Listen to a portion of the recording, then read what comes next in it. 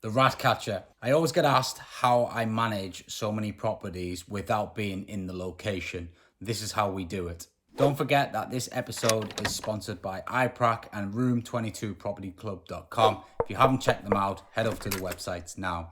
So I remember the days when I would be coaching my students and one of them rang me up. He said, I'm on my way down to Southampton, which was a mere 4 or 5 hour drive away from where he was currently based. I says, what the hell are you going down there for? He says, well, there's rats in my property and I need to go and sort it out. So I says, what, you're a rat catcher now? And the funny thing is, he laughed. And when the penny dropped, he understood what I meant. Everyone thinks that they need to be near their properties. But at the end of the day, what was he actually going to do when he got there?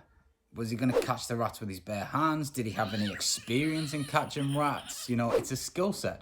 Just like being a plumber is, just like being an electrician is.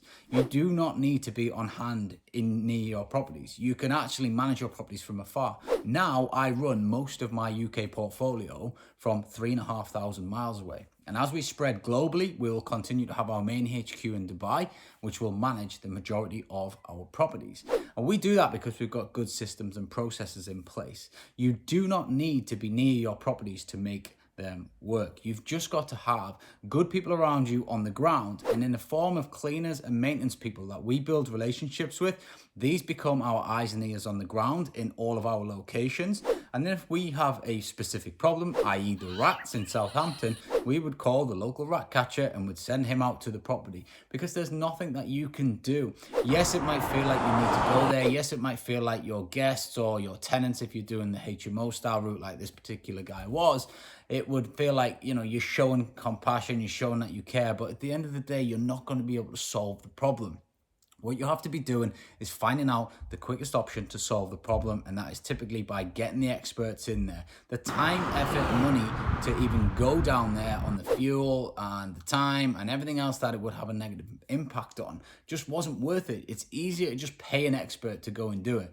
And quite often people look at the cheap route rather than looking at the most efficient route. And technically the most efficient route will always be the cheapest route, even though at the time you're paying a bill, you might not want to pay it, you might not be able to afford to pay it, but I guarantee you it is always the quickest and best way to solve a problem. And that is why we no longer go out to any of the properties. I realized this in an early stage of my career.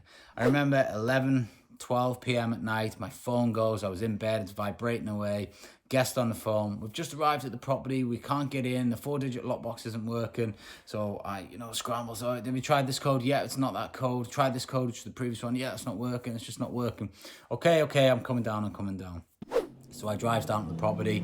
Within 3 seconds, I had the lockbox open using the code that I had given them. Problem was, they turned up, they were drunk, they couldn't use the lockbox, and for me, that was it. No more am I going to my properties. I'm wasting my time. I disturb my sleep. I interrupt my energy patterns. It was just not a good use of my time. It frustrated the hell out of me. And from that day forward, I leveraged people, leveraged my team, and put systems and processes in place to make the business more efficient, but also help us make more money by getting the right people to the right place at the right time to solve the problem in the quickest way possible. And that's what you've got to be thinking about when you're running a short-term business at all times. You must be thinking about how quickly can we solve the problem and what is the most cost-effective way. And I guarantee you it is not by playing the rat catcher and going out for yourself.